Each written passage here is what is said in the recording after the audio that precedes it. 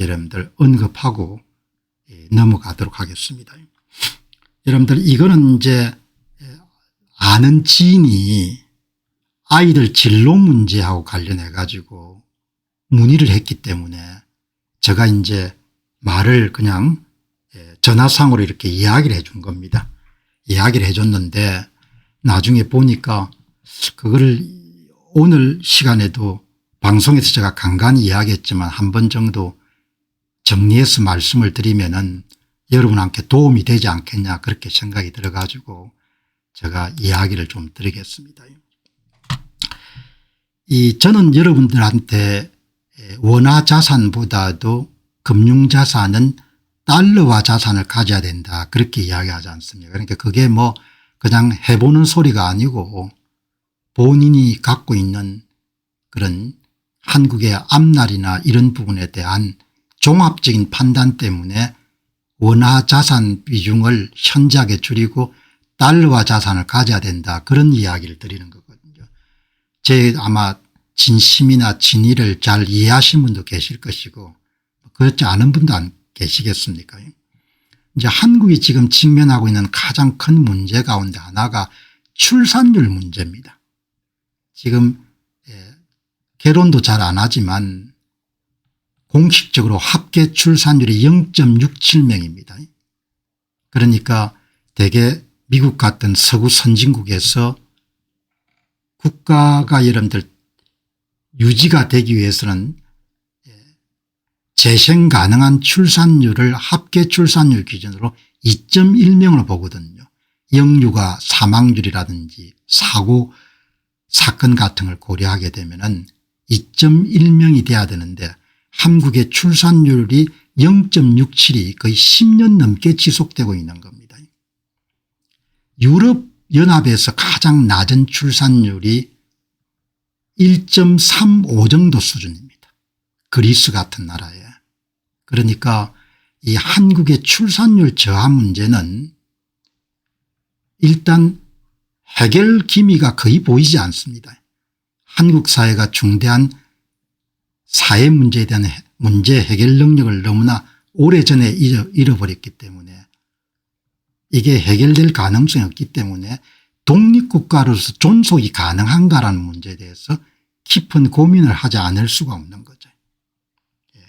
출산율 문제는 이제 뭐 대부분 식상해서 이야기를 안 합니다만은 저는 대단히 중요하게 여기는 것이고 그럼 이 출산율의 근본적인 그런 문제점을 해결하기 위해서 분명히 정치인들이 이민정책을 들고 나올 겁니다.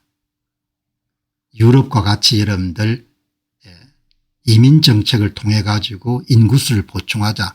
그 이민정책을 쓰면 가장 수혜를 보는 사람들이 아마 중국의 한족들일 것이고 그다음에 동남아시아 사람들이 되겠죠. 특히 중국의 한족 문제는 한국의 독립 유지와 관련해서 대단히 민감하고 중요한 문제지만 제가 보는 것은 한국의 정치인들은 그런 생각이 별로 없는 겁니다. 숫자만 아마 고려하려고 그렇게 할 겁니다. 그래서 이 출산율 저하 문제하고 이민정책이 여러분들 합쳐져 가지고 한국이 독립국가라서 존속 가능성을 심하게 위협받고 있을 겁니다. 그리고 한족들은 일단 여러분들 세계 어디를 가든지 간에 지배 속성이 굉장히 강하고 모든 거래를 다 자기들끼리 하는 겁니다. 자기들끼리. 그래서 여러분들 한국인들의 거래권하고 중국인들의 한족 거래권이 완전히 나누지겠죠. 이 문제를 한국 사회가 해결할 가능성이 없다 이렇게는 제가 말씀을 드릴 수 없고 가능성이 매우 낮다 그렇게 볼 수가 있는 거죠. 그리고 출산율 저하 문제는 궁극적으로 한국의 독립국가로서의 유지 능력에 심대한 훼손을 하게 될 것이다. 그렇게 보는 게 첫 번째입니다. 두 번째는 여러분들 한국의 실질적으로 권력 교체가 가능하겠느냐는 문제입니다.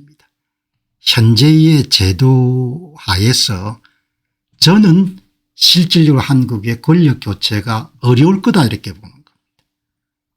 현재 권력을 가진 사람들이 특별한 그런 상황이 발생하지 않으면은 수십 년 이상 정도의 권력이 유지가 가능할 것이다 그렇게 보는 거죠. 그러면 나라가 이제 완전히 그 사람들이 갖고 있는 비전에 맞춰서 체제 변화가 일어날 가능성이 굉장히 높은 겁니다. 그 체제는 주로 대다수 사람들에게 분배 위주의 정책이 될 것이고 성장 위주의 정책은 나오기가 굉장히 어렵다고 봅니다. 그리고 그 정책의 대부분 물꼬가 반시장적이고 반기업적인 정책이 될 가능성이 높죠. 그래서 원화 가치가 속절없이 추락할 가능성을 저는 높게 보는 겁니다. 다행히 이런 반도체 칩을 만드는 회사가 선전을 하기 때문에 그나마 좀 버텨줄 건데 뭐 그것도 반도체에 대한 그런 AI 인프라 투자가 마무리가 되면은 사이클이 있으니까 침체기를 맞이하겠죠. 시간이 더 지나야 되겠지만. 그지? 그리고 이제 한 국가의 정책이나 제도라는 것은 경제활동에 직접적인 영향을 미치는 거죠. 그 정책과 제도가 친성장적이면 성장이 복원이 되는 거고 그다음에 친분배적이면 친분배적인 쪽으로 모든 활동이 그렇게 제도 자체가 활동에 대한 인센티브 구조를 결정하니까. 원화 가치가 굉장히 많이 떨어질 거다 이렇게 보는 거죠. 그다음에 이제 세 번째를 보게 되면 한국은 문화적으로나 역사적으로 이렇게 자유주의적이고 개방주의 체제에 익숙하지 않은 것 같아요. 그러니까 한반도를 딱 여러분 지도를 놓고 보시면은 대륙 세력과 해양 세력이 만나는 장소지 않습니까? 대한민국이라는 나라가 미국과 일본을 중심으로 하는 그런 해양 세력과 중국 러시아를 중심으로 하는 그런 대륙 세력이 딱 만나는데 절반은 대륙 세력에 포함되고 절반은 해양 세력에 포함이 된 건데 전통적으로나 역사적으로 해양 세력에 포함된 것은 법치를 중시하고 개인적 자유를 중시하는 시장 친화적인 문화권인 거죠. 다행히 한국이 그런 건에 이런 포함이 됐기 때문에 본인의 능력을 능가할 정도로 이렇게 괜찮은 나라가 된 겁니다. 문화적인 유산은 살아보니까 참 중요한 것 같습니다. 문화적 유산이나 역사적 유산 이거는 용수철하고 같은 것 같습니다. 용수철하고 같아 가지고 가난하거나 이렇게 하면 오랫동안 참고 누를 수가 있는데 조금만 여러분 정치적인 그런 이변이 발생하거나 조금 살기가 나아지게 되면 원래 상태로 돌아가는 그런 성향이 굉장히 강한 것 같아요. 문화적 역사적 유산이라는 것이 한국인들하고 자유주의 체제하고 이러면 그렇게 잘 맞지는 않는 것 같아요. 지금 북한을 보게 되면 그런 생각을 참 많이 하게 되는 거거든요. 그러니까 그럼 이제 이 한국 사회가 자기들이 갖고 있는 그런 여러 가지 문제점을 해결할 가능성이 있겠냐 없다라고는 이야기를 하기를 힘들죠. 그런데 근래에 이제 한국 사회 한 5년 정도를 보게 되면은 제가 보더라도 사회가 너무 많이 바뀌었다고 보는 것이 문제 해결 능력을 많이 상실해 버린 것 같아요. 문제를 직시하는 것도 여러분들 힘들어하고 한 걸음 더 나아가서 문제를 해결한 것은 더 여러분들 힘들어하는 것 같습니다. 그러니까 좋은 체제를 만들고 이렇게 하는 부분들이 어려운 거죠. 그리고 이제 무임승차를 하려고 하는 사람들이 굉장히 많기 때문에 체제가 여러분들 변형이 되거나 이렇게 하더라도 항의를 하거나 이런 사람들은 대단히 제가 볼 때는 숫자가 줄어들 수밖에 없는 거죠. 제 눈에는 그냥 날아가는 경로가 거의 다 결정된 것 같다 이렇게 보는 겁니다. 거의 결정이 된 것 같다. 그러니까 우리가 투자를 할 때도 그렇지만 투자 가설에 따라서 여러분들 투자를 하지 않습니까? 나라에 대해서도 마찬가지인 거죠. 그러니까 오늘 이런 방송을 하게 된 것은 고등학생 정도를 둔 여러분들 주변 분들이 물어가지고 제 이야기를 이제 피력한 거거든요. 개인은 뭐 세 가지 선택을 할 수 있지 않습니까? 하나는 순응하며 사는 거고 그다음은 항의를 하고 이런 좀 고쳐보기 위해서 노력하는 것이고 그다음 안 되면 뭐 본인이 그냥 손 들고 그냥 떠나는 거죠. 그지? 허시만의 저서의 엑시트 보이스 로얄이라는 것이 뭐 아주 고전적인 그런 거지 않습니까? 개인이 선택을 하는 거를. 그지? 이번에 가드 여러분 교수 보셨지만 캐나다에 여러분들 살아보니까 너무 힘들다 아닙니까? 그분 말씀에. 예? 본인하고 잘 안 맞는 거죠. 그걸 이제 60대에 이제 크게 깨우친 겁니다. 지금 마르코 루비오 여러분들 국무장관도 아버지가 1957년에 쿠바를 떠난 거지 않습니까? 마르코 루비오가 여러분 1971년생인데 쿠바에 났으면 어떻게 됐겠습니까? 예, 쓰레기통에 여러분들 예, 뒤지고 다녔겠죠. 뭐. 마르코 루비오가 아니고 루비코 마르오든 뭐 누구든 간에 이런 그 체제를 벗어날 수 없지 않습니까? 체제는 공기하고 똑같은데. 바텐더를 하면서 키웠지만 그 아버지가 1957년 카스트로 혁명 이전에 감지를 한 겁니다. 아 이래서 안 되겠다. 내가 나라를 떠나야겠다. 그렇게 본 거지 않습니까? 그 사람 해안 때문에 가능했던 거죠. 오늘 소개해드린 세계적인 이런 명성을 갖고 있는 진화학자인 사드 교수도 여러분들 마찬가지지 않습니까? 레바논에 1978년도 여러분들 그냥 살았으면은 지금 어떻게 됐겠습니까? 재개할 수 없는 겁니다. 체제는 공기하고 물과 같은 겁니다. 체제는 집단적 선택을 하는 겁니다.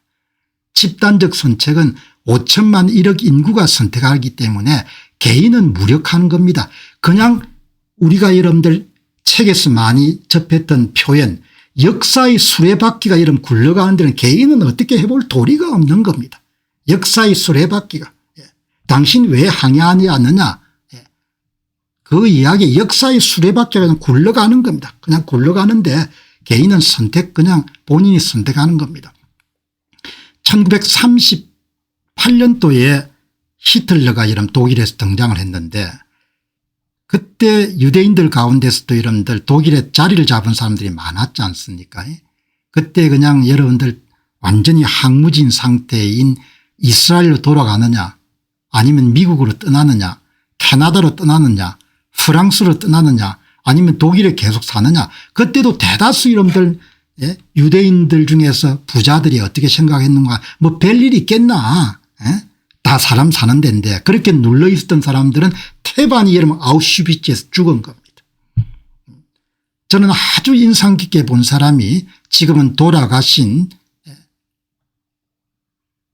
피터 드러크 교수 경영학 대부로 불리는 피터 드러크 교수가 자기 자서전에 정확히 이야기하지 않습니까? 1930년대 이런 히틀러가 등장했을 때 그게 지혜고 통찰력인 거죠. 피터 드러크 교수는 젊은 날에 프랑크푸르트 이런 신문기자로 활동하면서 자리가 상당히 잡혀 있었는데 불구하고 결단을 내리지 않습니까? 여기 있으면 안 되겠다. 친구와 함께도 권하잖아요. 너는 아직 젊으니까 떠나라. 그렇게 이야기하지 않습니까? 영국을 떠났고 영국에서 이러면서 미국으로 와가지고 자기 꽃을 피웠지 않습니까? 1951년도죠. 예. 러시아가 전부 다 동구 유럽을 공산화했지 않습니까? 선거를 조작을 해가지고. 그때 헝가리 부다페스트에 사업을 하고 있었던 사람이 오늘날 인텔의 공동 창업자인 앤드류 글로브의 아버지지 않습니까? 앤드류 글로브의 아버지. 유대인 사업가입니다. 21세죠. 그때 21세일 겁니다. 대학 1학년 때니까 부다페스트 대학교. 앤드류 글로브는 떠날 생각이 없었지 않습니까? 얼마나 젊은 날 여러분들 연애도 하고 여러분들 재미가 있었겠습니까? 딱 부다페스트 여러분들 헝가리 의견 나는 걸 보고 아들한테 이런 채비시켜가 여러분들 그냥 떠나게 하지 않습니까? 온 가족들 고모부터 시작해서 어머니까지 전부가 달라들었으면 뭡니까? 자식을 설득해 가지고 스위스를 건너 가지고 훗날 앤드류 글로브의 이런 자서전을 보면 부모한테 뭘 감사합니까? 공산 치하에서 여러분들 공장을 다 압수당했기 때문에 집이 상당히 형편이 없은데도 불구하고 어머니가 이런 폐물을 팔아 가지고 영어 교육을 시키지 않습니까? 자기가 그 영어 교육을 받았기 때문에 자기가 미국에서 일어설 수 있다고 그렇게 이야기하지 않습니까? 여러분이 보시는 그 브랜드 가운데 슈프림이라는 브랜드 있죠. 옷 브랜드. 그분들도 다 카스트로 혁명기에 다 플로리다 옮겨가 이런 사업가로서 입신한 사람들이지 않습니까? 나중에 해고로 보면 전부 다 부모한테 뭐라고 이야기합니까? 영어 교육을 잘 시켜준 거하고 쿠바를 이런 탈출했기 때문에 오늘의 우리가 있게 된 걸 너무나 감사한다는 이야기를 하는 거죠. 체제란 것은 역사의 수레바퀴하고 같은 겁니다. 역사의 수레바퀴하고 같은 거기 때문에 그래서 우리가 여러분들 부동산 투자할 때 로케이션 장소 장소라고 이야기하는 거지 않습니까? 개인도 마찬가지인 겁니다. 장소라는 거죠. 한국의 경로 한국이란 나라의 진로는 거의 결정된 것 같아요. 그 영어 표현으로 프리디터민드라는 표현을 쓰지 않습니까? 그 경도 의존성 갈수록 견고하게 되겠죠. 제가 보는 한국이란 나라는 락인 갇힌 상태 같아요. 갇힌 체제 자체가. 그렇기 때문에 오늘 그 젊은 분이 어린아이가 아니죠. 고교생 정도를 둔 부모님들이 물어보기 때문에 제가 갖고 있는 이야기를 해 준 거죠. 내가 볼 때는 이렇게 돼가는 것 같고 영미권 국가에서 갈 데는 별로 없다 이야기죠. 캐나다도 그렇고 호주도 그렇고 뉴질랜드도 그렇고 영국은 뭐 더 말할 것도 없고 잘 알아서 생각하라 그렇게 이야기를 해 준 거죠. 여러분 참조하셔 가지고 제가 갖고 있는 생각이니까 가설인 거죠. 가설인 거니까 보시고 한국은 참 그런 것 같습니다. 자, 여러분 오늘 투자 문제 이제 들어가도록 그렇게 하겠습니다. 투자 문제. 자, 이제 오늘 투자 문제는